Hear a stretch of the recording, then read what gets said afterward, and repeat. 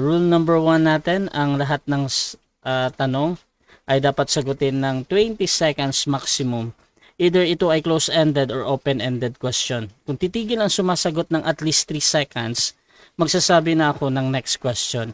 Rule number 2 natin, kung close-ended ang question or categorical, kailangan sumagot doon sa pagpipilian muna bago magpaliwanag ng hindi lalampas ng 20 segundo. At kung meron tayong tanong na tama or mali, yes or no, or A or B, pili muna bago tayo magpaliwanag. At kung nalalabag ito mga kapatid, pwede kayong magtawag ng moderator para i-force natin na sumagot. Rule number 3 natin, kung hindi niya sasagutin ang tanong, magkakaroon siya ng 10 segundo ng pagpapaliwanag at yan na yung pinakasagot niya sa tanong. So tumawag lang din ng moderator kung gusto nyo gamitin ang karapatan na ito. Kung wala talaga kayong mapili doon sa pagpipilian or medyo merong fallacy ang tanong. So gumamit kayo ng 10 segundo. Rule number 4, sagutin ang tanong na naaayon sa tanong. So kung meron tayong tanong na sino, probably magbibigay tayo ng pangalan dyan or noun. At kung question natin ay saan mababasa sa Bible, so we expect na magbibigay kayo ng chapter and verse or any chapter lang, it's okay, basta magiging responsive tayo dapat sa tanong. Rule number 5, sa first stand doon lang dapat magtanong sa inalatag ng katunggali, at kung during sa first cross, kung tinatanggi niya na inilatag niya yan, ay automatic next question yan, at sa rebuttal doon na pwedeng itanong ang lahat, inilatag man o hindi inilatag. Rule number 6, ang debater na makakatanggap ng 2 warning sa akin, syempre merong disiplina yan.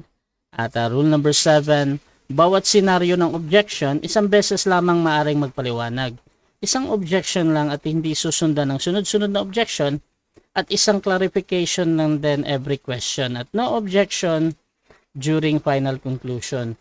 Rule number 8, hindi po pinapahintulutan ang mga atake naglalarawan sa physical na itsura mga kapatid.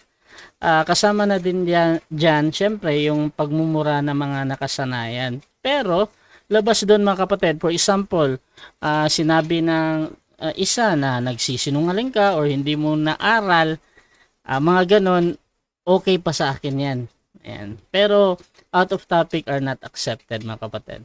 Rule number 9, no challenge question. Ito yung mga tanong na kung mabasa ko or paano kung mabasa ko. So, any challenge question, kahit pa sumang-ayon yung kabilang panig, hindi ko po papayagang maitanong mga kapatid dahil dyan nagkakagulo ang debate. Ayan, rule number 10, ito lamang ang iiral na patakaran bilang pagsasaayos ng debating ito. By the way mga kapatid, ako nga pala inyong host, moderator, timer at streamer, admin Russia, and I am a Catholic defender mga kapatid, at ako yung inyong tatayong moderator sa gabing ito. So sumasang-ayon ba ang ating affirmative sa lahat ng nabanggit? Opo, Mr. Moderator. At sumasang-ayon din ba ang ating negative? Yes, moderator. Okay, so yun yung ating confirmation mga kapatid.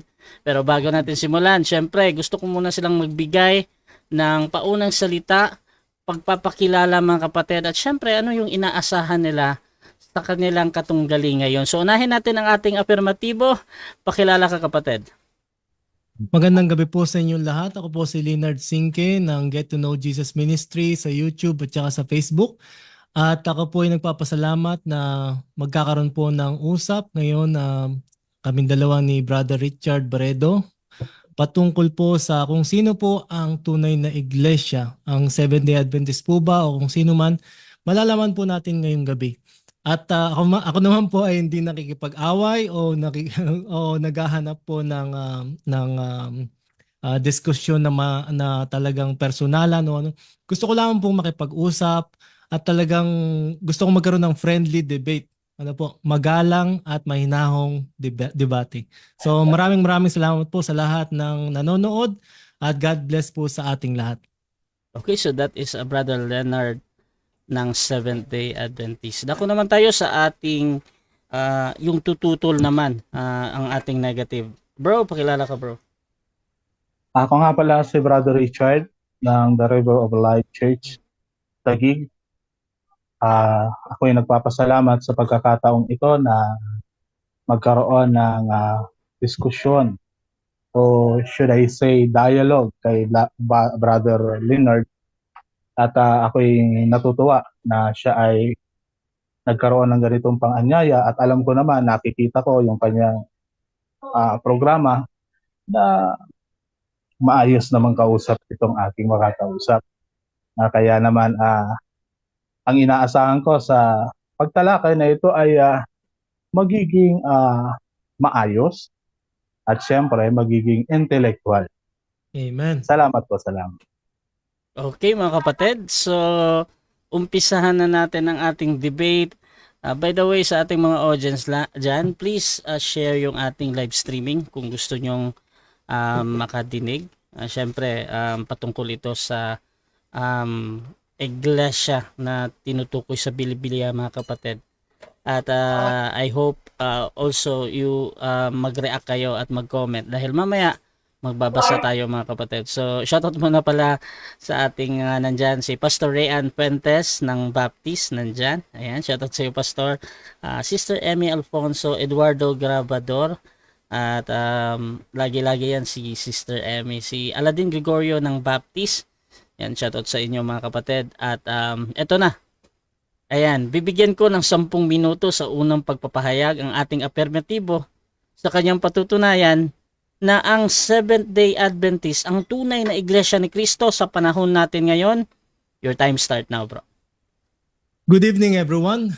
Tonight, I will prove to you that the Seventh-day Adventist Church is the real and true, only true Church of Jesus Christ today in our generation. I would like to take you back to the time of Jesus Christ 2,000 years ago. In 31 AD, when Jesus Christ ascended to heaven, his followers remained and were called the early Christians. These early Christians, my friends, continued to follow the teachings of the Bible. They were the first true church of Jesus Christ at that time. However, these early Christians were persecuted by the Roman Empire. They were fed to lions, burned at the stake, and brutally killed. On October 27, 312 AD, Emperor Constantine the Great had a vision of a cross with an inscription by this conqueror. He then had his soldiers place the sign of the cross on their shields. The next day, Emperor Constantine defeated his enemy Maxentius at the Battle of Milvian Bridge. After this great victory, my friends, he realized that the God of the Christians was powerful and real. Then, in 313 AD, Constantine and Licinius issued the Edict of Milan, decriminalizing Christian worship. Constantine's decision to cease the persecution of the Christians in the Roman Empire was a turning point for early Christianity. In 533 AD, Emperor Justinian declared the papacy as the head of the church and corrector of heretics. In 538 AD, to secure the power of the Pope, the emperor's ruling in Constantinople eliminated the 3 Aryan tribes, the Heruli, the Vandals, and the Ostrogoths. Then the Pope became so powerful that in 380 AD, Emperor Theodosius issued the Edict of Thessalonica, making Christianity the official religion of the Roman Empire. However, we must keep in mind that the Roman Empire had been a pagan state for a very long time. Suddenly, this pagan empire wanted to be Christian themselves, to be a Christian empire. In the past, the pagan Romans were the ones who brutally killed Christians, and now they suddenly wanted to be Christians themselves. With Christianity chosen as the official religion of the Roman Empire, they were supposed to follow the teachings of the Bible alone, but instead they continued their pagan traditions, mixing Bible-based Christian beliefs with pagan beliefs and rituals. For instance, the statue of Jupiter, the god of sky and thunder, was renamed and became Peter, the apostle of Jesus. And the statue of Isis, the ancient Egyptian goddess of healing and magic, carrying her son Horus, became Mary, carrying her son Jesus. The biblical practice of baptizing adults by immersion was changed to baptism of babies by sprinkling. But the most significant change was on March 7, 321 AD, when Emperor Constantine, Rome's first Christian emperor, decreed that Sunday would be observed as the Roman Empire's day of rest in honor of their sun god Helios.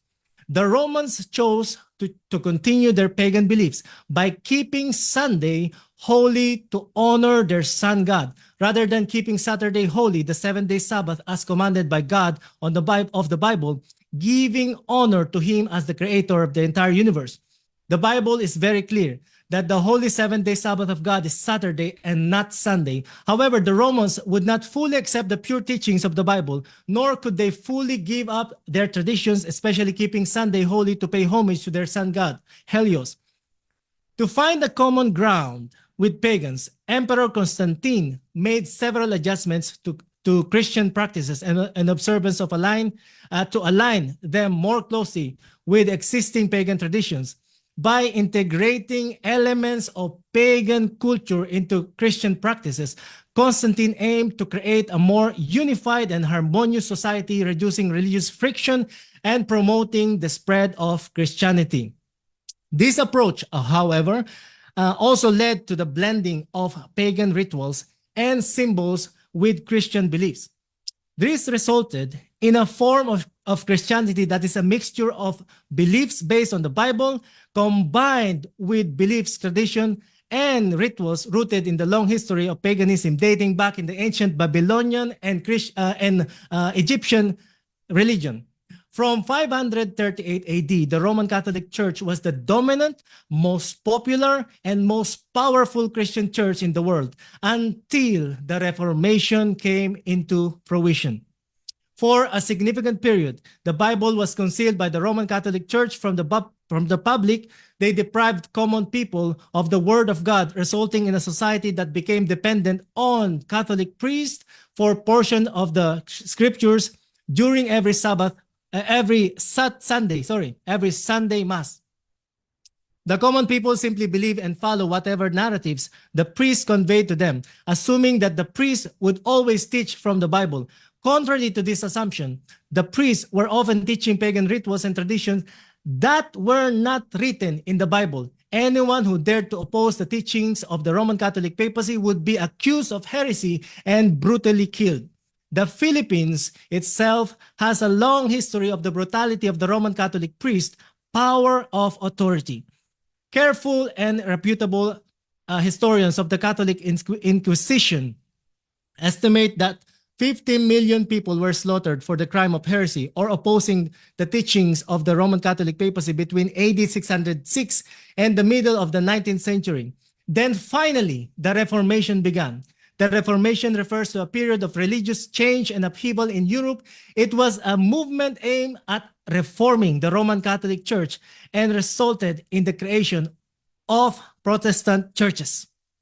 In 1300 AD, John Wycliffe directed the translation of the Bible into English. John Wycliffe brought the Bible back to the public, and people started to be enlightened once again with the truth.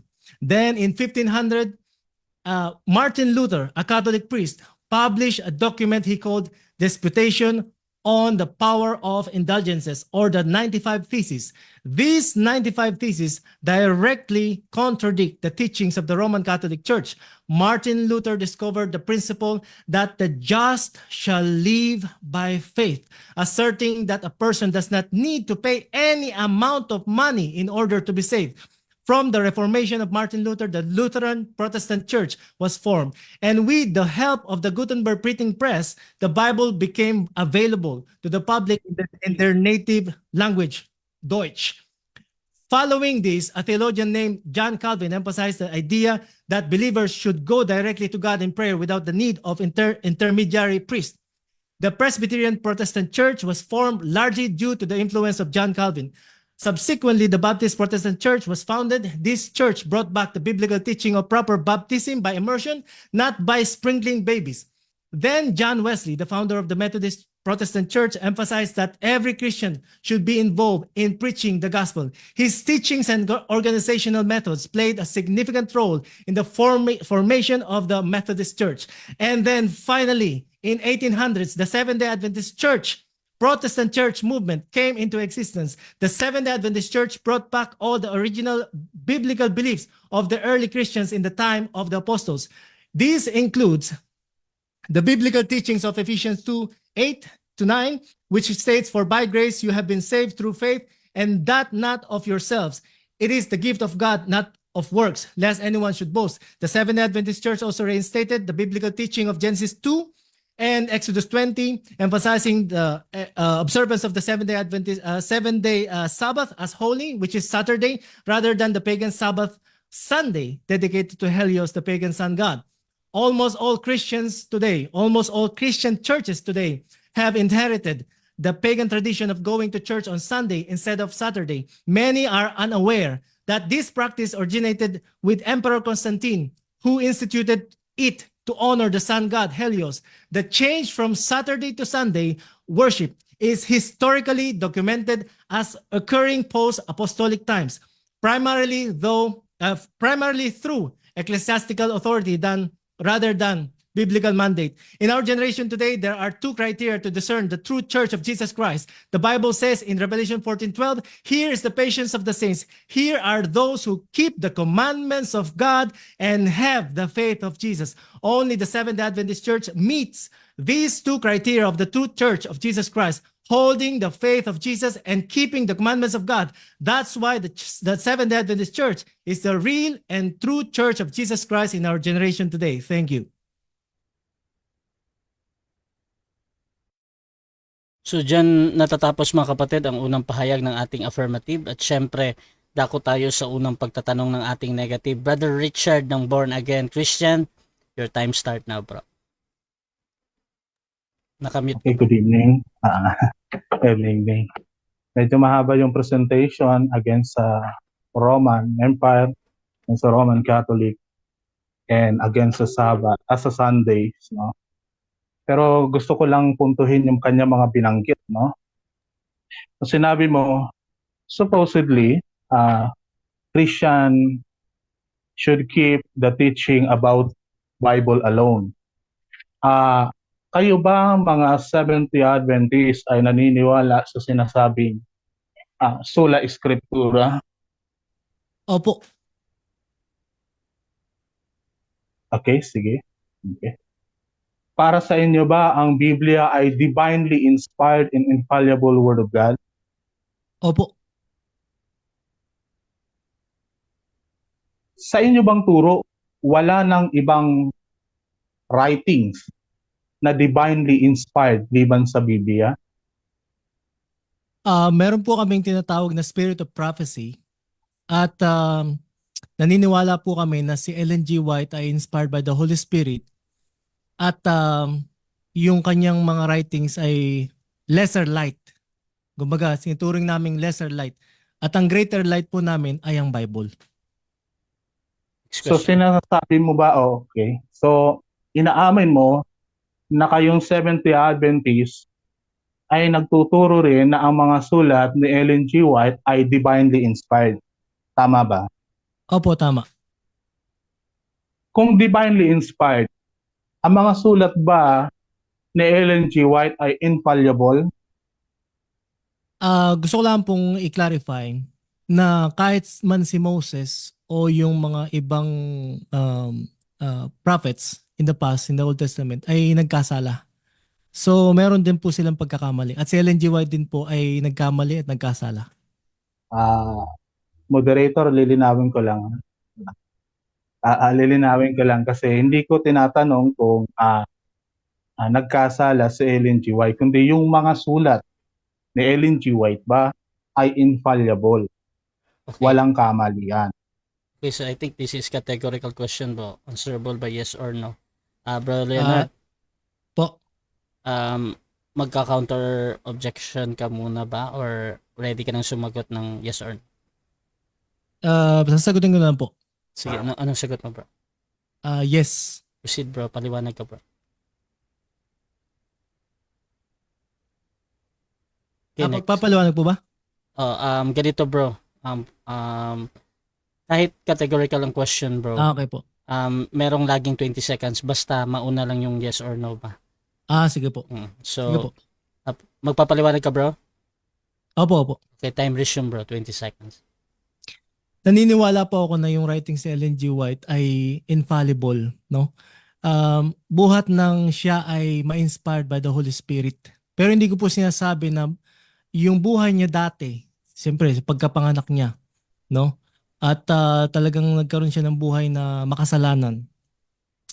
Doon sa mga Next question. times na yon, sige po. Okay? So, papaano kayong sola scriptura kung ang Bible ay divinely inspired at the same time, yung writings ni Ellen G. White ay divinely inspired? Gusto ko lang pong ipaliwanag, no? Yung pong Bible ay naisulat ng napakaraming propeta at napakaraming tao. Kaya po naging greater light yung Bible ay dahil po sa mga maraming propeta na yan na pinag-combine, parang ginawang library yung kanilang mga writings. Kaya po naging greater light yung Bible. At si Ellen G. White po ay naniniwala kami ay siya yung last prophet Next question. talagang. Sige po. So, sinasabi mo ba na ang spirit of prophecy, referring siyempre kay Ellen G. White sa kanyang writings, ay masasabi nating equal with the scripture kasi divinely inspired? Masasabi ko po na in accordance siya sa mga biblical principles. Hindi po siya, kumbaga, nagiging tulong po yung Spirit of Prophecy, yung writings ni Ellen G. White, para maintindihan po natin ng husto yung greater light, which is the Bible. Next question. Maglilipat lang ako ng tanong kasi nabanggit mo doon sa dalawang kategorya mo na nagsasabing nagpapatotoo na ang Seventh-day Adventist ay tunay na iglesia. Nabanggit mo yung faith in Christ at yung keeping commandments. Ang tanong ko sa iyo, ito bang binabanggit ditong keeping commandments ay referring to the Ten Commandments? Gusto ko lang pong ipaliwanag na yung keeping of the commandments na yan ay bunga ng ating pananampalataya kay Kristo. Faith that works po ang aming stand sa salvation. Next question. Lilinawin ko, okay, sige. Nabanggit mo kasi yung commandments, okay? Opo. Sabi mo, the Seventh-day Adventists keep the commandments and faith in Opo. Christ. Ang tanong ko, yung bang commandments doon na binabanggit ay sa kinote mong verse sa Revelation ay 10 commandments? Ten Yes or no? Commandments po at iba pa. 10 Commandments po at iba pa. Ano itong iba pa? Katulad po nung Leviticus 11, yung pong sa unclean and clean food na meron tayong command sa ating Panginoon na merong mga pagkain na dapat hindi natin kinakain. At ganun din po yung teaching ng Biblia na, for example, yung pong state of the dead, hindi po kami naniniwala na pagka namatay ang tao ay diretso agad immediately sa langit, immediately sa purgatorio, immediately sa Next question. impyerno. Meron ka bang susuportang talata na nagsasabi na ang binabanggit nga dong commandments ay ang 10 commandments at ang tinatawag mo ang dietary laws? Wala pong word for word na tayo ay mababasa. Pero sa logical thinking po at saka talagang kapag pinag-aralan natin yung Bible, ay matutuklasan po natin na hindi lang po 10 commandments yung pinapatupad ng ating Panginoon at talagang kinokomment sa mga tao. Next question. So, tutuloy lang ako doon sa regarding sa Sabbath. Okay? Nabanggit mo kasi ang Sabbath.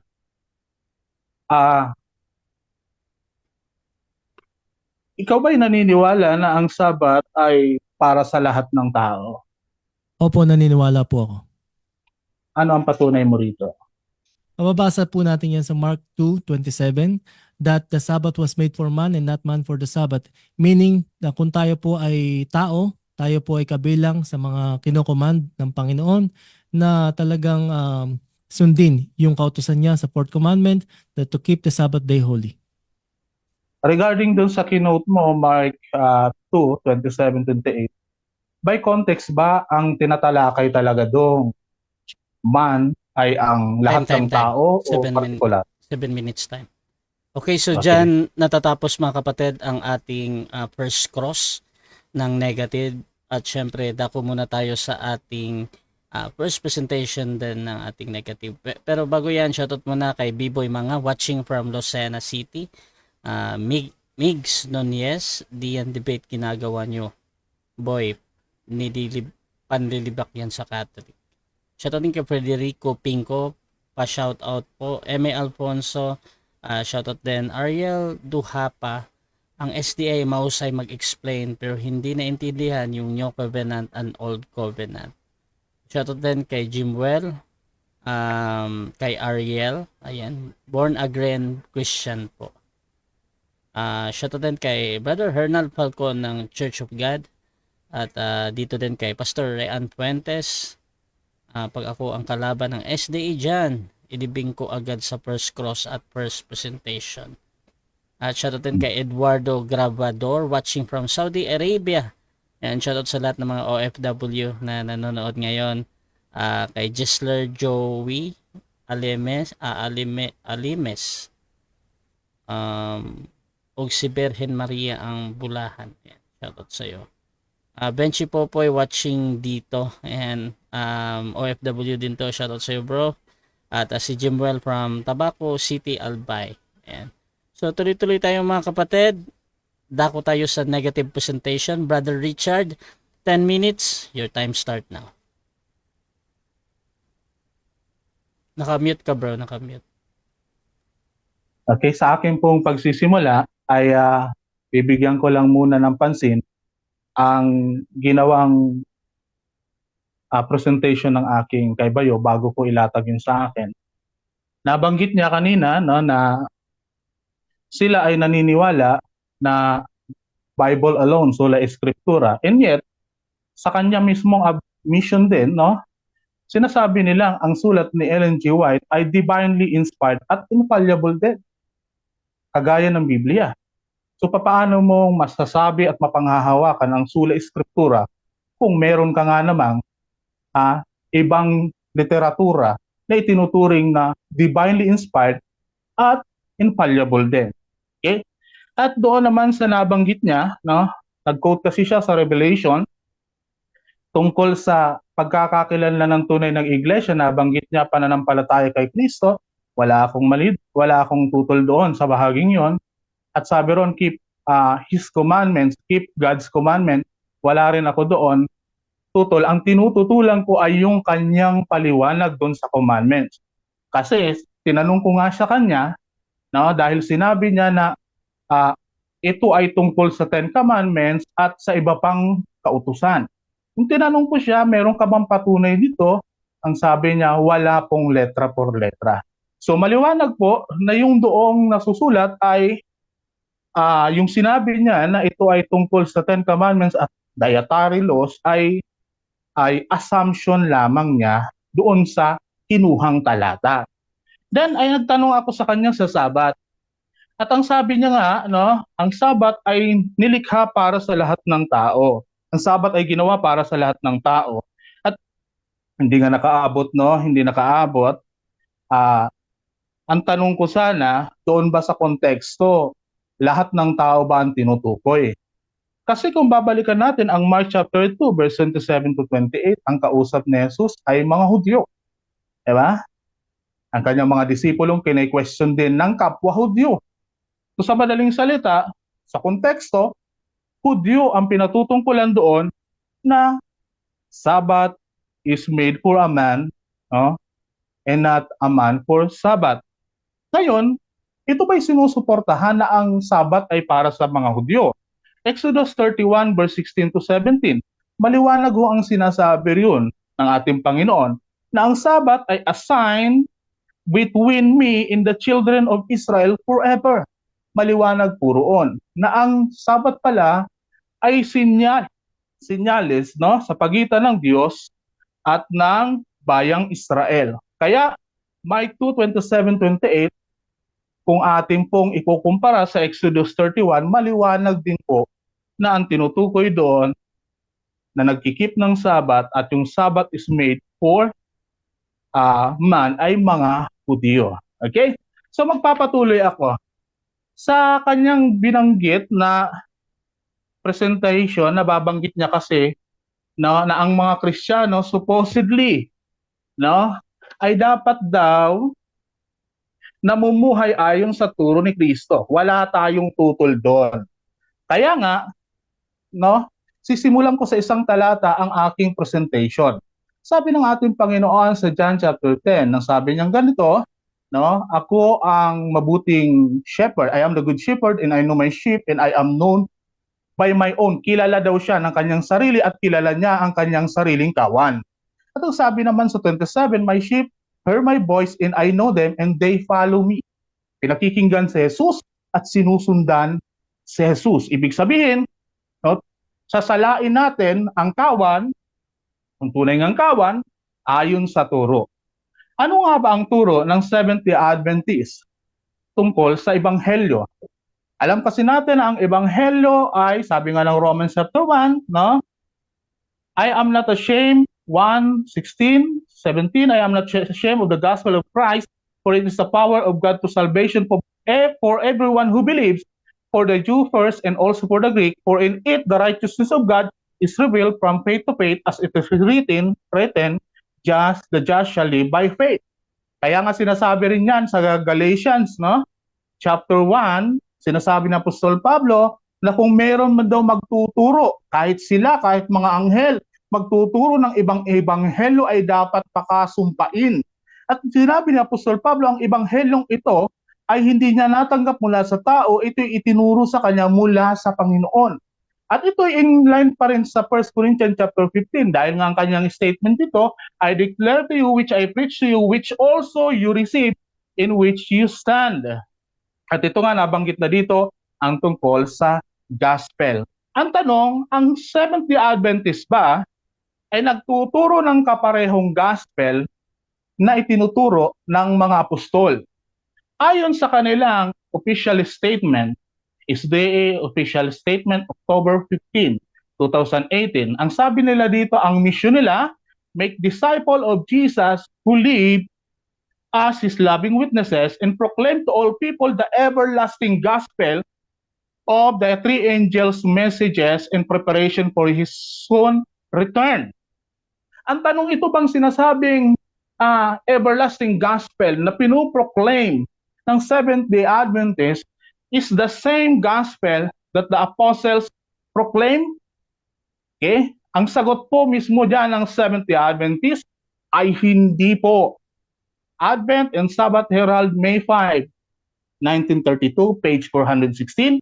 Ang sabi nga niya nila dito, this prophecy of Revelation 14, 6-14 does not and cannot refer to any proclamation of the gospel in the days of the apostles, the early Christian fathers, or the reformers of the 16th, 17th, or 18th century. Sa madaling salita, sinasabi nila sa kanilang publication na ang gospel na itinuturo, no, na binabanggit nga nilang everlasting gospel, ay hindi ang gospel na proclaim ng mga apostol. At base nga sa kanilang confession, ang gospel ng SDA ay hindi ang kaparehong gospel ng mga apostol. Therefore, ang sabi ng Apostol Pablo, Galatians chapter 1, pakasumpain. Okay? So itutuloy naman natin. Okay? Papaano naman yung pagkakilala nila kay Kristo? Kasi ang sabi ng Panginoong Jesucristo, kilala siya ng kanyang tupa. Ano bang paniniwala nila sa ating Panginoong Jesucristo? Ano ang sinasabi ng Biblia? Si Jesus ay co-equal to God at co-eternal. Okay? Pero ano ba ang turo, no, ng Seventh-day Adventist Spirit of Prophecy 9.1? Ang sabi nga rito, ang anak ng Diyos ay next in authority to the great lawgiver. No? Ginamadali ko na. At sa testimony ng Scriptures, testimony of Scripture, page 268.3, Jesus was made equal with the Father. Ginawang kapantay. Pero hindi po yun ang turo ng Biblia. Philippians chapter 2, verse 5-9, prior to His incarnation and exaltation, Jesus is equal to God. Pero dito sinasabi nila next in authority and made equal. No? Kailan ito ginawang kapantay? Sa exaltation. Okay? Siya ba ay co-eternal? Sabi ng Panginoong Hesus, John 17 verse 5, the glory which I had with you before the world was. Sabi ron, luwalhatiin mo ako na kaluwalhati ang meron ako bago palikain ang mundo. Sabi nga sa Micah chapter 5, si Jesus ay nanggaling from everlasting, walang hanggan. Pero sa kanilang publication ng SDA, Review and Herald, September 7, 1869, ni J.N. Andros, ang sabi niyang ganito, and as to the Son of God, he would be excluded, for he had God for his Father, and did some point at the eternity of the past have beginning of days. Yun ho ang sabi, may simula pala sa Jesus at the eternity of the past. Di ako nagtataka kasi March chapter, March din naman sa publication ding pareho, 1855, ay tinutuligsa ni J.N. Andros ang Trinity at sabi niya nga, Trinity doctrine destroys the personality of God and His Son, Jesus Christ, our Lord. Therefore, si Jesus sa SDA ay iba sa Jesus na nasa Biblia, na co-eternal and co-equal with the Father, at ang kanilang ebanghelyo, everlasting gospel ng three angel messages, ay hindi ang gospel na proclaim ng mga apostol. Therefore, SDA is a false church. Okay na po ako. Nagmadali. Okay, so dyan natatapos ang unang presentasyon ng ating negative. Brother Richard ng Born Again Christian. At dako tayo sa 7 minutes na first cross ng ating affirmative. Brother Leonard, your time start na, bro. Maraming salamat, Brother Richard Barredo. Tanong ko po na una ay naniniwala po ba kayo na kailangan pa rin today sa tao ngayon na i-keep yung 10 Commandments at ituro sa mga anak natin?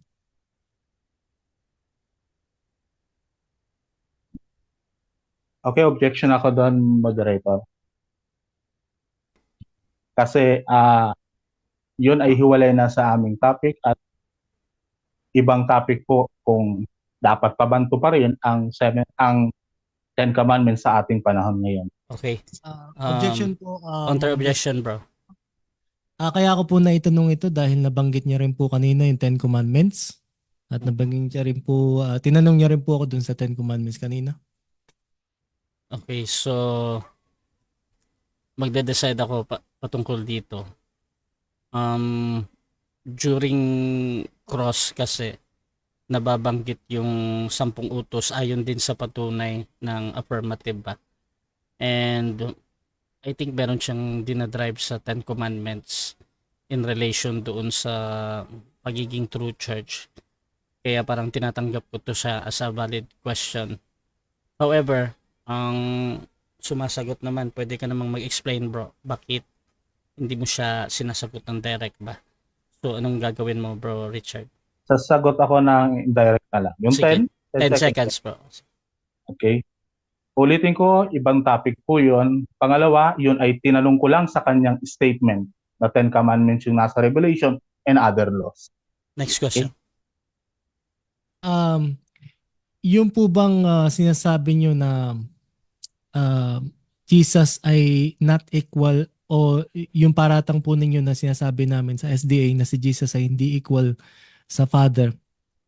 Meron po ba kayong mabibigay na talata na o statement ng Seventh-day Adventist in General Conference na hindi po galing sa Spirit of Prophecy kundi galing po sa official statement ng Seventh-day Adventist Church na si Jesus ay hindi equal to the Father? Okay, objection ako doon, moderator. Time stop. Objection ulit, bro. Kasi hinahanapan niya ako sa ibang dokumento nila. Samantalang ang inilatag ko, Testimony of the Scriptures, ay dokumento mismo nila. So I think... sige. Nag-object ka doon sa limitation ng tanong no na dapat doon lang. Counter objection mo na, bro, Leonard. Kaya ko po natanong din yun dahil nabanggit niya rin po yun sa kanyang sa kanyang presentation. Okay, so 10 magde-decide seconds ako. ako. Okay. Ito na lang 10 seconds, bro. Proceed ka, bro. Okay. Sabi kasi sa Testimony of Scripture 268, page 268.3, Jesus was made equal with the Father. Ginawang kapantay. Next question. Naniniwala po ba kayo na yung Seventh-day Adventist Church ay kami po ay naniniwala doon sa sinasabi na si Jesus, for unto us a child was born, and to us a child is given, his name is Wonderful Counselor, Everlasting Father. Naniniwala po kayo doon na kaming Seventh-day Adventist ay naniniwala doon? Moderator, objection uli ako. Objection, bro. Time stop. Anong objection? Kasi tinatanong niya nga ako sa mga bagay na hindi ko nilatag. Tinatanong niya ako tungkol sa kanilang paniniwala. Yung inilatag ko lang ang dapat itanong Okay. sa first cross. Okay, so automatic next question yan, bro. Ayon sa ating rule. Next question. Okay. Yung pong babalik po ako sa Ten Commandments, ano po? Dahil yung pong Sabat ay nakapaloob po sa Ten Commandments. So yung sinasabi niya po ay yung Sabat command daw ay para sa mga Hudyo lang. Alam po ba ni Brother Richard Barredo na yung Ten Commandments ay nananatili na o pinapatupad na sa panahon pa lang ni Adan at Eva? Alam niya po ba yun? Okay, sasagot ako. Sit. Okay. Hindi. Hindi ipinatupad sa panahon ni Adan at Eve ang Sabat. Sa halip, sinabi ron statement, sa ikapitong araw, no, ang Diyos ay nagpahinga. Hindi sinabi ron kanilang i-observe ang Sabat.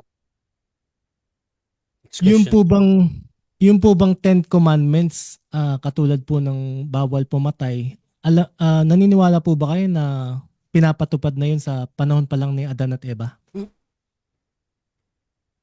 Again, moderator, tinatanong niya kasi ako doon sa kanyang paniniwala, hindi sa aking inilatag. Okay? So, Okay. tinatanong niya ako kung naniniwala ako doon sa ibang mga nakalagay doon sa Ten Commandments, which is hiwalay sa topic namin ngayon. Okay, so kukunin ko lang, Objection. bro, kukunin ko lang yung statement mo na hindi inilatag, ha. Doon lang ako kukuha, bro, na i-automatic next question ko to, ha. Proceed ka, bro.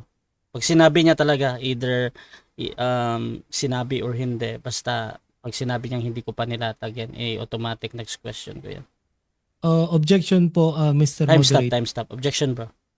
Kasi po kaya ko po natanong yun dahil sinabi niya po kanina na yung Ten Commandments ay hindi lang ay para lang sa mga Hudyo.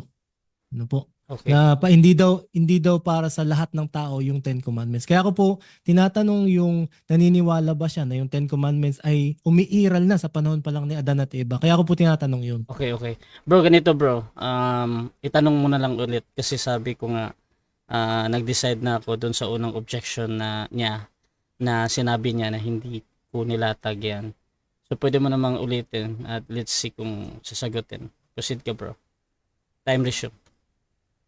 Okay? Next question. Naniniwala po ba kayo sa once saved, always saved? Moderator, Time stop. Bro, Richard. ibang topic na naman ho yun, yung paniniwala sa once saved, always saved. Okay. Ang tinatalakay po natin dito ay tungkol sa kung totoo nga bang iglesia ang stay. Okay. Brother Leonard, meron ka bang counter objection doon? Kaya ko lang po na tanong yun dahil pinag-usapan din po namin o nabanggit niya rin po yung tungkol sa salvation, no? Yung nakalagay sa Revelation na those who will be saved are those who keep the commandments of God and have the faith of Jesus. So kaya po nabanggit yung tungkol sa salvation na tanong ay kasi po nabanggit niya rin po yung tungkol sa salvation. Okay. Bro, ito, bro. Sa topic nyo kasi about SDA, kung doon lang sa salvation, medyo parang wala nga doon sa pinaka-tema ng topic nyo ba? Unless, explain mo sa akin, how is it related doon sa pagiging tunay na iglesia ng SDA ba? Kasi po, ito pong mga biblical principles na po na ito ay Okay. dito po natin malalaman kung sino talaga yung kung sinong iglesia talaga yung tumutupad sa kautusan ng Diyos. Okay, okay. So tinatanggap ko 'yan, bro. So ganito, pwede namang sumagot again si Brother Richard no ng 10 seconds, bakit not directly.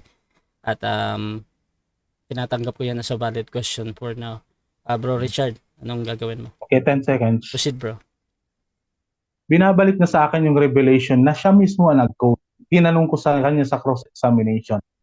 At sinabi niya nga yun ay 10 Commandments and other laws. So hindi po ako naglatag noon. Next question. Ire-rebat ko na lang, iano ko na lang po sa aking presentation yung mga tatanong ko pa. Okay, so wini-wave mo na, bro, yung time mo. Opo, wait Okay. po na po yung time. Okay, so dyan nagtatapos mga kapatid ang ating first stage ng ating debate, which is yung ating first cross and first stand. So shoutout muna sa ating mga nasa live mga kapatid. Meron tayong halos 40 live viewers mga kapatid sa ating Facebook at meron ding iilan dyan sa YouTube channel. Shoutout kay Jing Jing, ayan. Naka-include din po pala sa 10 Commandments ng SDA about sa food na bawal nilang kainin like baboy. Shoutout din kay Fe Caparas. Amen. Go Leonard. Shoutout din kay Mar Agustin. Ayaw niyang matanong tungkol sa doctrine ng SDA. Wala naman siyang inilatag na doctrine nila. Lahat ng ginawa niya sa first stand na nagka-counter sa presentation ng SDA, anong itatanong? Shoutout din kay Zeus Molino. Hehehe. Parang Catholic din. Shoutout din kay Federico Pinco, ayan, at kay Emmy Alfonso.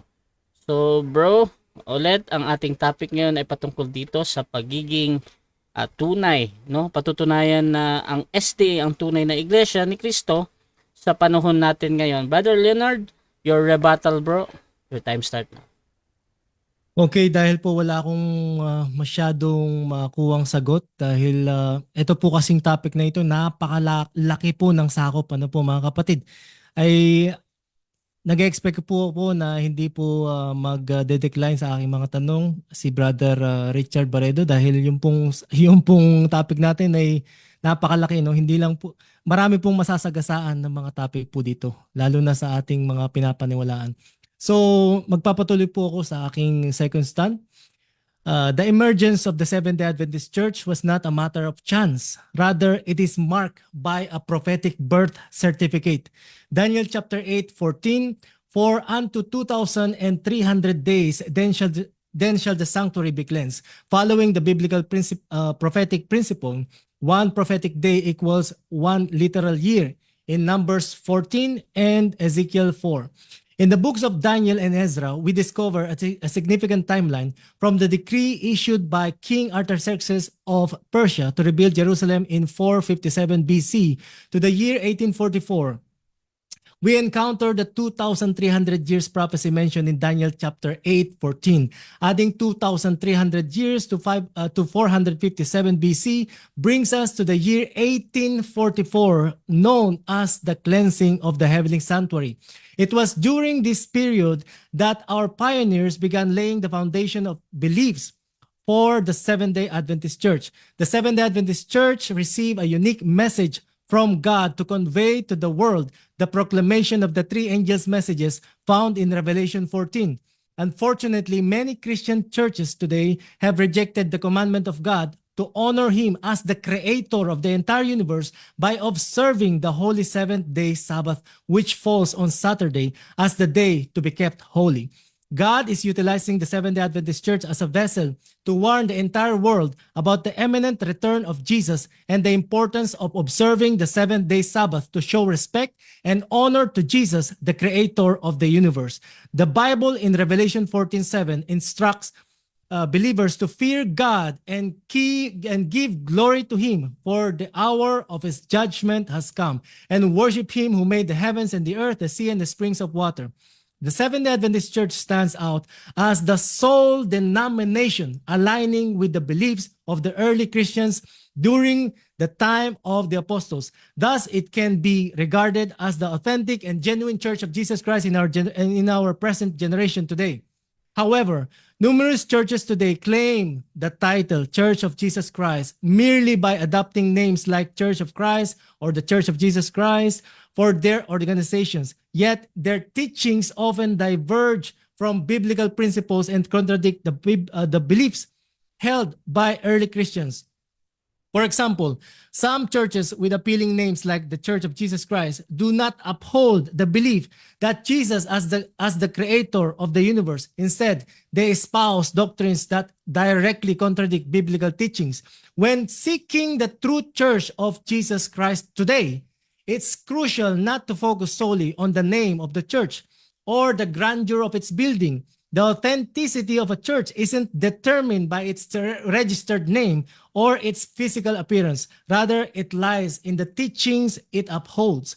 A true church is characterized by its adherence to the commandments of God and its embodiment of the faith of Jesus, as stated in Revelation 14:12. Here is the patience of the saints. Here are those who keep the commandments of God, including the Sabbath command, and have the faith of Jesus. For Christians to attain entry into the kingdom of heaven, they must meet two fundamental criteria: possessing the faith of Jesus and demonstrating their love for him by obeying his commandments, as emphasized in John 14:15. Jesus said, not me, "If you love me, keep my commandments," including the Sabbath command.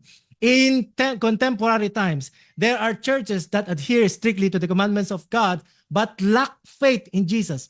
Conversely, there are those that profess faith in Jesus but neglect to uphold his commandments. However, a true church must encompass both elements, keeping the commandments of God and embracing the faith of Jesus as outlined in Revelation 14:12.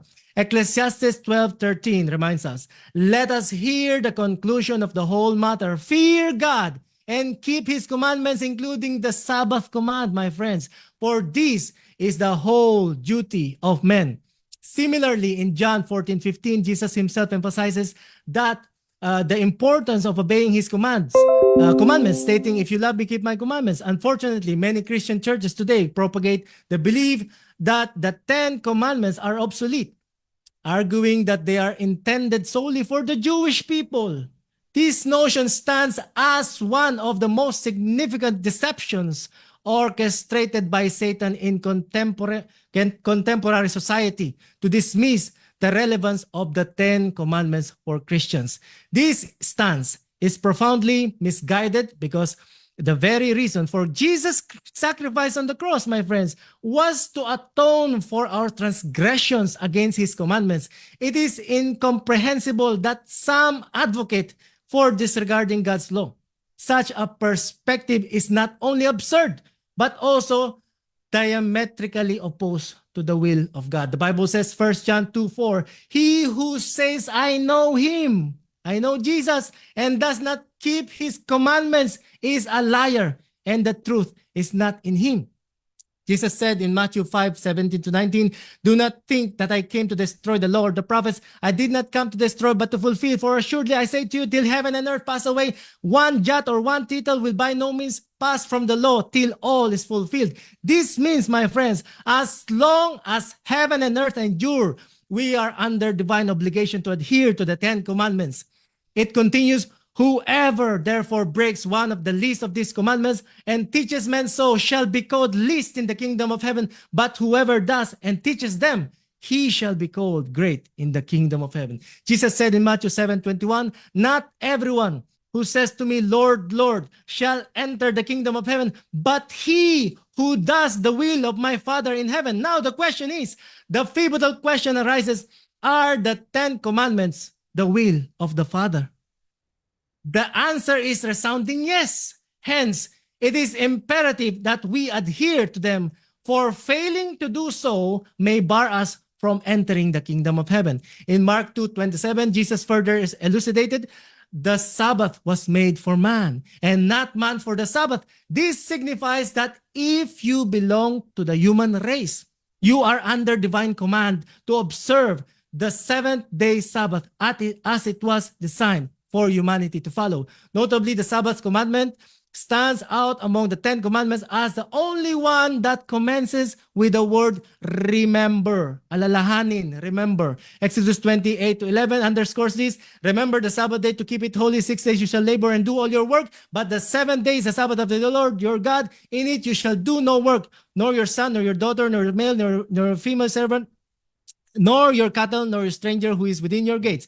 For, why? Why we need to keep the Sabbath? For in 6 days the Lord made the heavens and the earth, because He is the Creator, and all that is in them, and rested on the 7th day. Therefore, the Lord blessed the Sabbath day and hallowed it, and commands us, my friends, to keep it holy.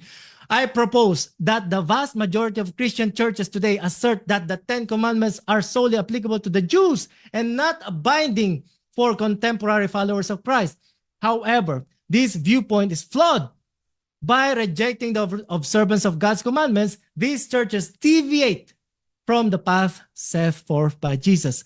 It is crucial to remember that Jesus sacrificed Himself on the cross due to humanity's disobedience, rebellion, and transgressions against God's commandments. Consequently, churches advocating against the 10 commandments cannot be considered the true church of Jesus Christ. The Bible explicitly states in 1 John 3:4 that sin is defined as the violation of God's law. Whosoever committeth sin transgresseth also the law, for sin is the transgression of the law. Thus, to dismiss God's law, particularly the 10 commandments, by claiming they were exclusively intended for the Jews or the Israelites in the Old Testament is utterly absurd. Consider this. Jesus sacrificed Himself on the cross precisely because humanity violated His law. Therefore, it defies logic to suggest that now, having been redeemed from the consequences of breaking His law, we should continue in our obedience, in disobedience. Are we seriously proposing to persist in breaking the very law that Jesus died to save us from? It's doubtful, or it's incredulous, my friends. My friends, it's conceivable that many of us uphold 9 out of the 10 commandments, but hesitate to acknowledge it. However, thank you, sir. Thank you. Okay, so dyan natatapos ang rebuttal ng ating affirmative, mga kapatid. Brother Leonard ng Seventh-day Adventist. At dako tayo sa second cross ni Brother Richard ng Born Again Christian. 10 minutes, bro. Your time start. 7 minutes. Your time start now, bro. Mali bang sabihin na ang Sabat ay para sa mga Hudyo? Hindi po mali dahil yung po nakasulat, pero hindi lang po yun para sa mga Hudyo. Kaya ko pong patunayan yan. Anong patunay mo na hindi ito para sa mga Hudyo? Dahil bago pa po lumabas sa mundo si Moses, si Abraham, lahat ng Israel, lahat ng Hudyo, bago pa po sila lumabas, ay makikita na po natin na yung 10 commandments ay umiiral na sa panahon pa lang ni Adan at Eva. Saan mababasa sa panahon ni Adam at Eve na pinag-utos ang pag-observe ng Sabat? Ang nakalagay po doon, yung pong pagpatay ni Cain kay Abel. Tama po ba yun o hindi? Mali po yun, nagalit po yung Diyos eh. Yung pong pagpatay kasama sa 10 commandments, bawal po yun. Yung pong pagkuha ni Adan at Eva dun sa pinagbabawal na prutas. Moderator, objection lang. Time stop, Kasi time hindi- stop. Anong objection, bro? Ang tanong ko kasi kung ipinag-utos ba yung Sabat at nauwi siya sa sagot niya sa pagpatay kay Abel. Okay. Tungkol po sa Sabat. Kasi sabi niya umiiral na bago pa nga si Moses. Ang tanong ko naman ay ipinag-utos na ba ito noong panahon ni Adam at Eve? Okay. Meron ka Objection. bang counter objection to, bro? Yes, Mr. Moderator. Kasi po, hindi po lahat ng gusto nating mabasa sa Bible na mababasa po natin word for word. Meron pong tinatawag na logical thinking at talagang titignan mo kung talaga nasa Bible Okay, ba okay. itong turo na ito o wala. Okay. Counter Kaya po, Okay na bro, isa lang bro. Ganito ang ating decision dyan. Um, basta hindi kasi siya categorical or close-ended ang question. Lahat ng paliwanag niya dyan, pumapasok naman. We can't force him no, kung ano yung dapat niyang sagutin. However, pwede mo na lang i-follow up ang question bro Richard. Proceed ka muna sige, bro. sige. Proceed ako sa sunod. Ginagamit niya kasi yung Mark chapter 2 verse 27 para sabihin na ang Sabat ay para sa lahat ng tao. Ang tanong ko sa kanya, doon ba sa konteksto from 23 to 28, may nababanggit ba doong hindi Hudyo?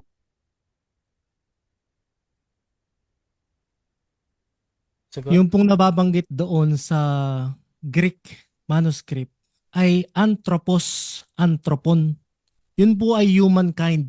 Kung atin pong titignan, hindi po yung Jews. Yung pong humankind, kasama po yung Pilipino, American, African, European. Hindi lang po mga Hudyo yung anthropos. Question. Ulitin ko, base sa konteksto, sino ang mga kausap ng Panginoong Jesucristo? Mga Hudyo, hindi Hudyo? Mga Hudyo po yun kasi yun po yung inuutos ng Bible na talagang unahing pangaralan. Hindi mo, wag muna kayo sa mga hentil. Mga Hudyo muna, mag-umpisa kayo sa atin. Mga Hudyo muna. So, inaamin mo na sa 27, Mark 2, 23 to 28, mga Hudyo kausap, paano mo nasasabi ngayon na para ito sa lahat ng tao? Kasi po yung pong original manuscript sa Greek ay ang lagay po doon, hindi naman po Hudyo. Itong nakalagay sa Mark 2:27, hindi naman po word na Hudyo ang nakalagay dito kundi anthropon. Ang ibig ba sabihin ng anthropos ay lahat ng tao? Humankind po yan. Hindi ba po pwedeng tumukoy ito sa partikular na grupo ng tao? Kung gusto pong ganun, edi sinabi na lang po sanang Hudyo.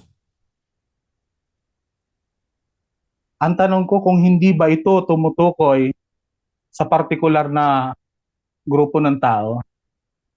Tumutukoy po yan sa humankind. Moderator? Time stop. Objection bro, ano yan? Kasi ano naman yun tanong 'di ba, sasagutin ng oo, hindi eh. Mm-mm. So, ang... Sinasabi niya kasi na para sa lahat ng tao. Okay. Yun ang kanyang conclusion eh. Ngayon ang tanong ko sa kanya, yung anthropos ba, no, ay ginagamit din ba yan para sa partikular na grupo ng tao? Okay, Yes or categorical no? to bro, yes or no? Meron ka bang counter objection dun bro or ready ka nang sumagot ng yes or no? Meron po kasing mga tanong na hindi lang yes or no ang sagot. Okay. So, eto, magde-decide muna ako bro. During sa categorical talaga, dapat yung sagot mo either yes or no. Kung hindi ka makapili doon, punta ka sa 10 seconds na pagpapaliwanag agad bro ha. So, anong gagawin mo bro Leonard? 10 second po. Okay, proceed 10 bro. seconds po. Hindi po lahat ng tanong ay masasagot ng yes or no. Kasi po kapag sumagot ako ng yes or no, baka misinterpret yung sagot ko. Next question. Okay. Ito. Does New Testament reenacted the law of Sabbath? Kasi binabanggit mo yan paulit-ulit. Yes. Okay, so yes ang sagot mo. Okay. Tungkol doon sa sinabi ni Jesus, if you love me, keep my commandments. Again, yun bang commandments doon tumutukoy sa 10 commandments? The 10 Commandments po at iba pa. Ano po ang patunay mo na 10 commandments ang tinutukoy doon? Logically thinking po, yung pong pagpatay ay bawal. Pinagbabawal talaga yun.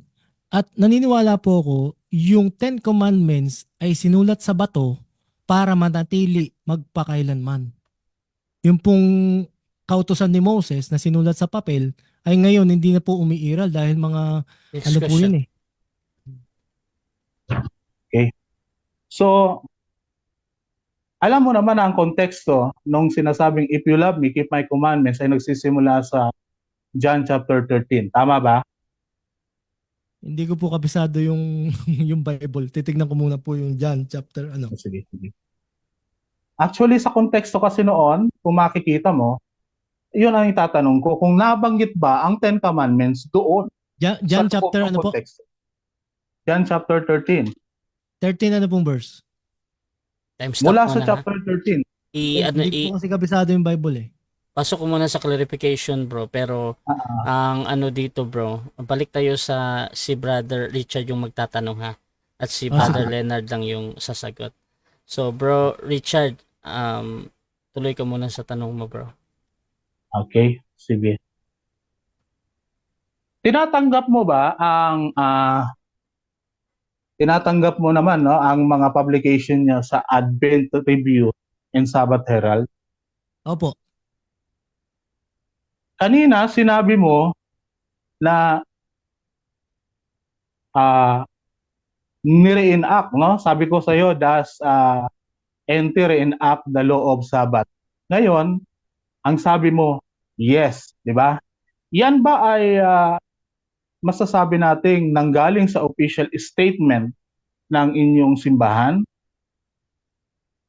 In a sense po, oo. Okay, sige, sige. Nabanggit mo kasi ang tungkol sa spirit of prophecy. Naniniwala ka nga na divinely inspired at infallible ang mga sulat ni Ellen G. White. Tinatanggap mo ba ito na statement na ito? On the cross, Christ takes upon himself the price of our sin, both past and future, canceling the record of debt that stood against us with its legal demands. Tinatanggap mo ba to? Opo, tinatanggap ko. Okay. Tinatanggap mo rin ba itong Patriarchs and Prophets, no? Ellen G. White Estate, page 358, na nagsasabing the blood of Christ, while it was to release the repentant sinner from the condemnation of the law, was not to cancel the sin. It would stand on record in the sanctuary until the final atonement. Opo, kasi po Time. naniniwala po kami sa 7 minutes sanctuary time. service. Hindi po natin maintindihan Time na, bro. kung hindi. Okay, so dyan natatapos mga kapatid ang second cross ng ating negative at syempre dako tayo sa kanyang 10 minutes na rebuttal. Brother Richard ng Born Again Christian, your time start now. Tututukan ko muli yung kanyang pinaka-argumento, Sabbath and Commandments. Okay?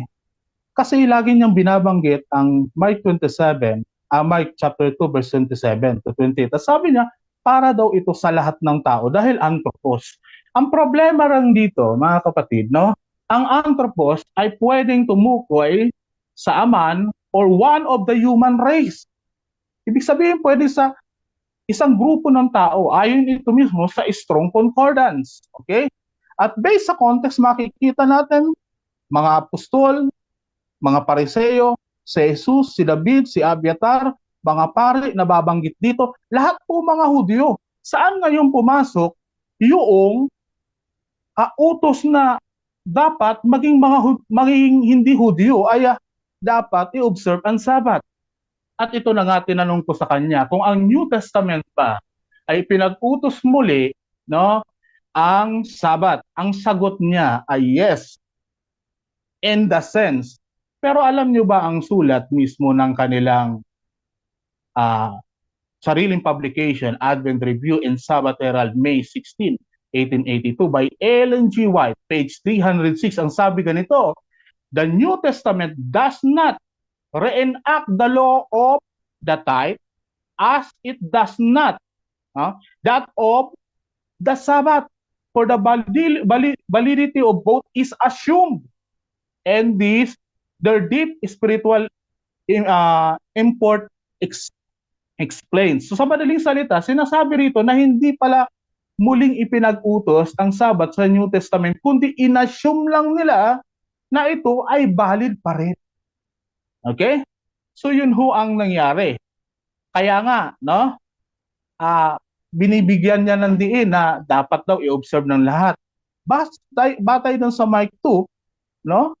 23 to 28, invalid yung kanyang argumento na para ito sa lahat.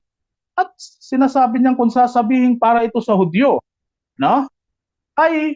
O para sa Hudyo lamang, ay para bang absurd na sabihin ito.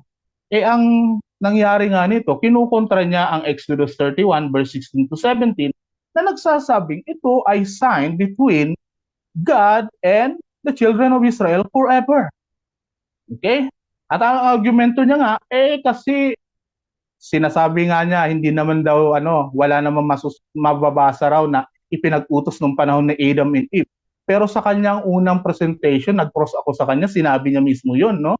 Na ipinag-utos bago pa si Moses, panahon pa ni Adam and Eve. Ngayon, nung hinahanapan ko kung saan ipinag-utos noong panahon nila Adam and Eve, wala naman siyang mailagay. So, tama nga yung sinasabi, no, ni Ellen G. White na they assumed its validity. Okay? And again, regarding naman doon sa tinatawag nating paulit-ulit, if you love me, keep my commandments, sinasabi niya, pinapasok, ito daw ay tungkol, no, sa Ten Commandments at iba pa. Samantalang kung titingnan po natin doon, maliwanag po ito, no? Exegetical Dictionary of New Testament, Volume 1. And sabi rito, in contrast to the other New Testament writings, entoli is never used in the Johannine literature of the Mosaic Torah, hindi daw ginamit. Instead, entoli stands for the commission of the Father given to the Son. John 10:18, 12:49 to 50, 15 verse 10. And for Christ's commandment to his disciple, John 13:34, 14 verse 15 and 21, chapter 15, 10 and 12. Actually, doon sa konteksto, sinatanong ko nga sa kanya, no, sa John, na nagsimula kasi ang konteksto ng John 15 sa John 13. At doon sa buong kontekstong yon, no, binabanggit ba ang Ten Commandments? Sabi nitong, no, sabi rito, no, sabi niya hindi niya masyadong kabisa. At sabi nga nitong binasa ko sa iyo, Exegetical Dictionary of the New Testament, hindi nabanggit doon ang Mosaic Torah.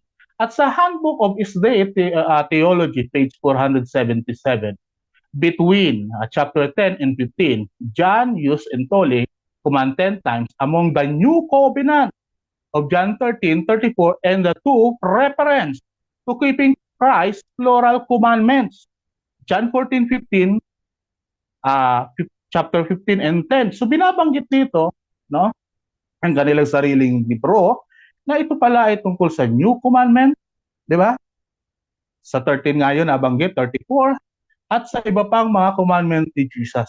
Wala ho binanggit ang kanilang publication dito, no, na ito ay para, no, sa lahat ng kautusan, including 10 commandments. So, nangyari po kasi rito ay ina-assume niya na ito ay nakasulat doon, samantalang hindi ito sinusuportahan ng kanyang sariling publication. And again, yung akin pong mga inilatag, hindi niya po pinakialaman. Okay? Pinatunayan ko na ang kanilang ebanghelyo ay iba sa ebanghelyong pinangangaral ng mga apostol ayon mismo sa kanilang publication, no? At napatunayan ko rin sa kanila, no, doon sa kanila ring publication, na ang turo nila si Jesus ay ginawang kapantay, no? Kailan to nangyari? During exaltation. Samantalang ang turo ng Biblia, si Jesus ay kapantay na ng Diyos bago pa man siya magkatawang tao at i-exalt. Yun ang sinasabi ng Filipos chapter 2, no, na inilatag ko kanina. Kaya, no, masasabi ko na dahil nga mali ang kanilang ebanghelyo at mali ang pagkakilala nila kay Kristo, masasabi kong nasa mali silang pananampalataya, hindi totoo ang kanilang turo. At ngayon nga, sinasabi niya, tinanggap niya ito, yung binasa ko kanina. Ang sabi, sa cross, pinasa ni Jesus ang ating mga kasalanan, nakaraan at pinaharap, at binura, canceling the record of debt that stood against us with his legal demand. Colossians 2 verse 14. Tinanggap niya ito At tinanggap niya rin yung kay Ellen G. White, Patriarchs and Prophets, no? Page 358, na nagsasabi, the blood of Christ, while it was to release the repentant sinner from the condemnation of the law, was not to cancel the sin. Hindi daw para burahin. Ano ba talaga totoo? Sa cross ba binura na o hindi pa binura? Sabi ni Ellen G. White. Doon pumasok na yung kontrahan, hindi niya napansin, kinontra niya, tinanggap niya ang dalawang magkakontrang statement. Okay? Ngayon, tutungo tayo doon sa tinatawag na Spirit of Prophecy writings daw ni Ellen G. White. Ang tanong, no, ito nga ba'y nanggaling lahat sa Diyos? Magandang pakinggan sana, no, kung nanggaling ito lahat sa Diyos. Pero ang problema po, no, sa Ellen G. White Encyclopedia, okay, Herald dito, 2010, no, nabanggit dito, sila mismo, publication nila, she admitted Ellen G. White did borrow from other authors without giving references. Nanghiram pala sa ibang may akda sa paggawa ng kanyang mga libro. Controversy, nanghiram siya roon, at iba pa, no? At ito rin naman ay pinatutunayan din ng Ellen G. White Estate, October 14, 1987, updated October 7, 2019, na binabanggit dito, no? Sabi rito, the book of Ellen G. White averaged from about 25 to 35 lines per page. For the sake of comparison, a book which contained 85 lines of parallel material has roughly the equivalent of 3 pages of text, which is drawn upon other sources. May 3 pahina, no? Sa 85 lines daw, no? May 3 pahina roon ang kinuha, no, sa ibang sources. So sa kanila mismong pag-amin, sa kanila mismong pag-amin ni Ellen G. White, pag-amin ng Ellen G. White Estate, ay nanghihiram pala, no, ng mga turo, no, ng mga material itong si Ellen G. White. Papaanong ito ay divinely and infallible ngayon? Okay? So masasabi kong hindi talaga infallible si Ellen G. White sa kanyang mga turo. Okay? Wave ko na yung natitirang time. So dyan natatapos mga kapatid ang ating rebuttal ng negative. At dito tayo sa 7 minutes na pagtatanong ng ating affirmative. Brother Leonard ng Seventh-day Adventist. Second cross mo ito, bro. Set ko lang yung time mo. Ayan. 7 minutes, bro. Your time start now. Okay, unmute, bro. Hello po.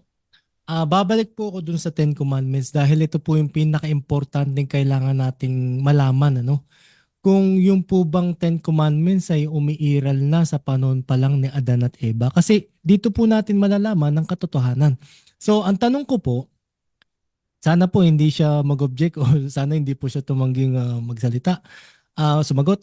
Ang tanong ko po, yun po bang pagpatay ni Cain kay Abel, natuwa po ba yung Diyos o bawal nang pumatay sa panahon pa lang ni Adan at Eva? Maliwanag naman po ang nakasulat sa Biblia, no, na yun ay hindi kinalugdan ng Diyos. Amen. Pangalawa pong tanong, noon pong kinuha ni Eva yung pinagbabawal na prutas, yun po ay pagnanakaw, yun po ba ay tama o mali? Objection muna ako, moderator. Binanggit niya kasi na yung pagkuha daw ng prutas ni Eve ay pagnanakaw. Gusto ko lang malinawan saan niya nakuha yung ideya na pagnanakaw yung ginawa. Okay, clarification Okay, lang, bro. Pero tingnan natin kung i-clarify. Pero kung doon lang siya sa tanong, wala tayong magagawa dyan. Brother Leonard, ika-clarify mo ba? Or Opo, pwede ko pong proceed, i-clarify. bro, naka-time stop. Opo. Kasi po, ito pong logical thinking po ang kailangan ipairal dyan. Dahil kapag po ang isang bagay ay hindi po binigay sa inyo at lantarang pinagbawal ng Diyos na wag mong hahawakan, wag kang lalapit, wag mong kukuhanin, wag mong kakainin, ibig pong sabihin, hindi po sa iyon. At the moment na kunin mo yun po ay lantarang pagnanakaw.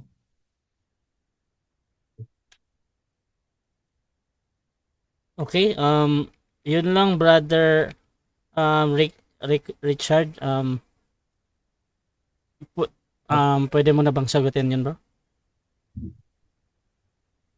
Sasagutin ko siya, pero ang tanong niya ba, ano ba tanong niya pakiulit? Ang tanong Pakiulit ko nga, po, bro. opo. Ang tanong ko po, yun nung po bang kinuha ni Eva, yung pinagbabawal na prutas, yun po ba ay tama? Kasi pag nanakaw po yun eh. Okay? Sagot, bro. Hindi tama dahil sinuway niya ang utos. Pero hindi Amen. dahil pagnanakaw. Kasi ang pagnanakaw, pagkuha ng bagay na hindi alam nung nagmamay-ari. Okay? Yun ang definition kasi ng pagnanakaw. Salamat po sa And by sagot. definition, hindi naman yung pagnanakaw. Salamat po sa sagot. Na-appreciate ko po, Brother Richard Barredo, yung pong pagsagot nyo kasi kanina po medyo hindi po ako nakakuha ng sagot. Maraming salamat po sa pagsagot nyo. Ang pangalawa ko pong tanong, kasi iikot lang po ako dito sa Ten Commandments hanggang maubos yung oras ko. Yun po bang pagnanasa ni Adan at Eva na maging katulad ng Diyos na malaman ang mali at ang mabuti? Yun po ba ay tama, yung pagnanasa?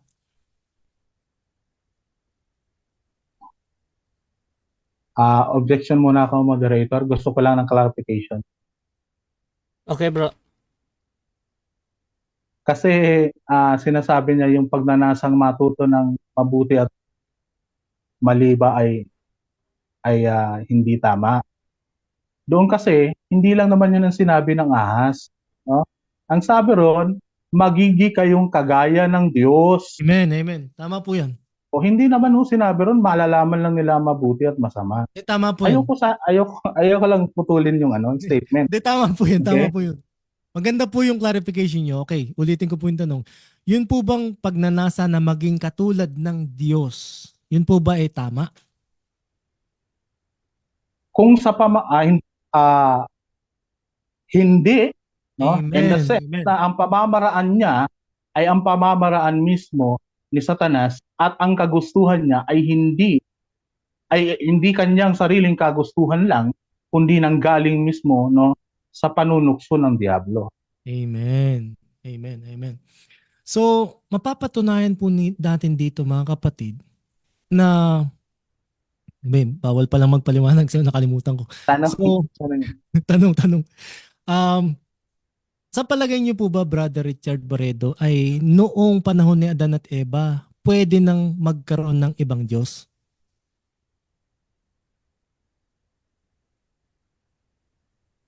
Hindi pa rin. Hindi. Amen. Maraming salamat, brother. Kahit sa anumang kapanuhunan, hindi siya pwede. No?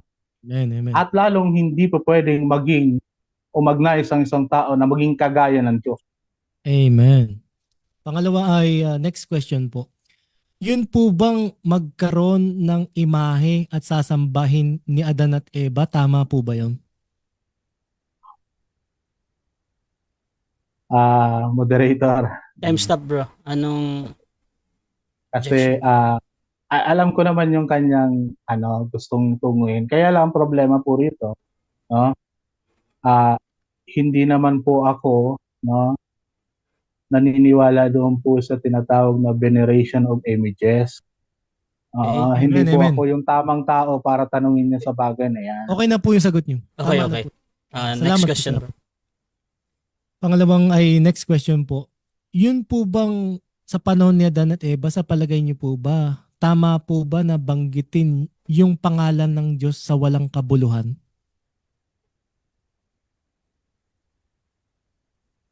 Sa tanong na tama ba? Okay? Hindi tama. Okay? Amen. Okay na po Okay, yun. tama. Proceed lang, bro. 20 seconds yun, bro. Explanation. Okay po. Tama dahil ang pangalan ng Diyos ay banal, dapat nating gamitin ng ayon sa kabanalan. Amen. Next question po. Sa panahon po ba ni Eva, sa palagay niyo yung mga anak niya, pwede po ba silang lapastanganin? Pwede po bang lumapastangan yung kanilang mga anak sa kanilang magulang? Tama po ba yun? Hindi tamang gawin yon. Okay? Pero wala kasing utos doon nung panahon na yan tungkol sa wag lapastanganin ang kanilang magulang. Pero morally, no, dahil dun sa tinatawag na moral code sa puso ng tao prior sa kautusan na isinulat, ay masasabi kong hindi pa rin tama, kalapastanganan ng magulang. Maraming salamat po sa mga sagot. Nakuha ko na po yung gusto kong malaman. Maraming salamat po, Brother Richard Barredo. Okay, at dyan natatapos mga kapatid ang ating rebuttal stage. At dako tayo sa final conclusion. Mauna dito ang negative, mahuhuli ang ating affirmative. Pero bago yan, shoutout muna sa ating nasa live. Kay Lani Sarmiento, ayan, kay Jing Jing, ayan, kay Fe Caparas. At dito din kay Stephanie Molier 5. Ayan, shoutout sa inyo. At kay Jacob Cerezo Solerano. So, dito tayo sa final conclusion mga kapatid. Again, ang topic natin ay patutunayan ko na ang SDA, ang tunay na Iglesia ni Cristo sa panahon natin ngayon bilang negatibro. Brother Richard, 5 minutes bro. Your time start now. Nakamute ka bro. Okay. Sa amin po matagal na talakayan, nakita ko naman po ang kanyang argumento. Ngunit hindi pa rin niya naitayo, no, yung kanyang sinasabi, no, na yung Sabat ay para sa lahat ng tao at yun ay sign ng isang tunay na iglesia. Kasi maging mismo, no, ang kanilang sariling publication ay nagsasabing hindi ito ipinag-utos sa New Testament, kundi ito'y inassume lamang nila, inassume nila ang validity nito. At batay nga sa aking mga inilatag, Exodus 31, nababanggit nga doon, ito ay sign para sa mga Israelita. At sa Mark chapter 2, verse 27 to 28, balikan natin sa 23, mapapansin mo ang kausap ni Jesus, mga Hudyo, ang binabanggit mga Hudyo. At ayon din naman sa strong concordance, ang anthropos pala ay pupwedeng ibig sabihin human race o one of the human race. Pupwedeng humankind o isa sa mga lahi ng tao. Yun ho ang sabi ng concordance. Ngayon po, sa akin pong pagpapatuloy, no, hindi niya po kailanman pinakailaman ang akin pong nilatag na criteria, no? Na nagsabi ko nga ay nagpapatunay na sila ay huwad, no? Huwad na iglesia. Sa katunayang ang kanilang ebanghelyong ipinangangaral ay hindi ang ebanghelyong ipinangangaral ng mga apostol. Okay? Yun mismo ang ayon sa kanilang publication na sinipi ko kanina. Okay? Maaari niyang itong itanggi o kaya naman ay i-confirm. Gayunpaman, ito'y makatatayo na. So, iba ang kanilang ebanghelyo at ayon sa Biblia, ang nagngangaral ng ibang ebanghelyo ay pakasumpain ang helman daw o maging ang mga apostol. Okay? At sa aking pagpapatuloy, no, sinabi ko rin na yung pagkakilala kay Kristo, tamang pagkakilala kay Kristo, isa sa kriteria ng totoong iglesia. At pinatunayan ko nga na sa kanilang turo, no, sa kanilang publication, sa Spirit of Prophecy, Testimony of Scripture, maging sa Review and Herald, sinasabing si Jesus ay hindi co-equal to God, no? At si Jesus ay hindi co-eternal, no, with the Father. Kasi nga, sabi nga ron, from eternity past, nagkaroon siya ng simula. At logically, everything that has a beginning, no, has a beginner. Ibig sabihin, lalabas kasi rito, no, na si Jesus ay nilikha lamang, no? Yun ang datingan po rito kasi hindi ko eternal. At ito ay pinapalaga ng Biblia dahil ang Biblia ay nagsasabing meron na siyang kaluwalhatian kasama ang Ama bago pa man likhain ang mundo. At sabi sa Micah chapter 5, siya ay nagmula sa walang hanggan. Hindi pwedeng may simula sa walang hanggan. Okay? At nababanggit din kasi rito na sila ay binabanggit na kasi ang kanilang pananampalataya ay in line sa turo ng Diyos. Okay? Ngunit ang kanilang sariling publication nagsasabi, sinabi ko rin kanina, sinipi ko, na sabi nga ni G.N. Andrews, no, yung Trinity doctrine daw, destroys the personality, no, of God in His Son Jesus Christ. So, lumalabas yung tinutuligsa niya kanina mga Arians, mga nagtuturo na maling Kristo, maling Diyos, ay sila mismo rin. Ganun ang kanilang pasimula. Kaya nakalulungkot na alam kong genuine naman ang aking kaibigan na narito sa kanyang pagnanais na i-share ang kanyang pananampalataya. Kaya nga lang, masasabi kong nasa mali siyang iglesia. Okay? At sa akin ding mga pagtalakay, ano, tinatanong ko sa kanya paulit-ulit yung kanyang assumption tungkol doon sa Ten Commandments. Yun ba ay Ten Commandments? No? Ayon sa kanilang handbook, no? Ayon sa kanilang publication, no, Handbook of Theology, maging sa Exegetical Dictionary of New Testament, hindi naman pala yung tumutukoy sa Mosaic Torah, kundi sa mga utos ni Kristo. Kabilang doon yung New Commandment, if you love your brother, no, as I love you. So, wala ho yun sa Ten Commandments. Okay? At yun nga, no, sabi ko nga sa kanina, no, hindi niya napatunayan na ang tinutukoy dong keep His commandment ay Ten Commandments at dietary laws kagaya ng kanyang sinasabi. At hindi niya rin napatunayan na ang Sabat ay para sa lahat at yun ay sign ng totoong iglesia. Okay? So, masasabi ko na sa akin pong pagtatapos ay napipakita ko sa Okay, at dako tayo mga kapatid sa final conclusion din ng ating affirmative. Brother Leonard, sa kanyang pinatutunayan, 5 minutes bro, your time start now. Ladies and gentlemen, as we conclude, I want to leave you with a resolute stand that the Seventh-day Adventist Church stands as the true representation of Jesus Christ teachings in our generation today. Reflecting on the scriptures we've explored, we find clarity and conviction we've seen in 1 John 3:4. That sin is defined as the transgression of God's law. And in Revelation 14:12, we are reminded that the saints are characterized by their adherence to God's commandments and their faith in Jesus. Moreover, the assertion that the 10 commandments are outdated or exclusive to the ancient Israelites or the Jews is not only erroneous, but dangerous, my friends. Jesus himself reaffirmed the importance of the Sabbath in Mark 2:27, declaring it was made for all humanity, for humankind, not just a select group. The Seventh-day Adventist Church stands unwaveringly on the foundation of these truths. We recognize the eternal relevance of God's law, including the observance of the 7-day Sabbath. We understand that Jesus sacrificed himself on the cross to save us from the consequences of breaking his law, not to free us from obedience to it. Therefore, in a world where theological confusion abounds, where many claim to follow Christ, yet disregard his commandments, the Seventh-day Adventist Church shines as a beacon of truth. We embrace all of God's commandments, including the Sabbath, as essential for a faithful Christian life. I implore you, my friends, to consider the weight of this truth. Reflect on the scriptures we've explored and the implications they hold for our lives.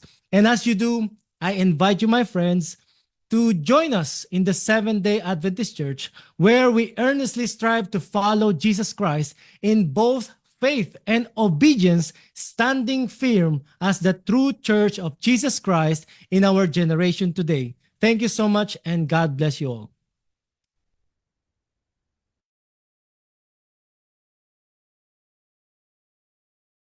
Diyan nagtatapos mga kapatid ang ating debate between Seventh-day Adventist and Born Again sa topic patungkol dito sa patutunayan, ayan, na ang SDA ang tunay na iglesia ni Kristo sa panahon natin ngayon.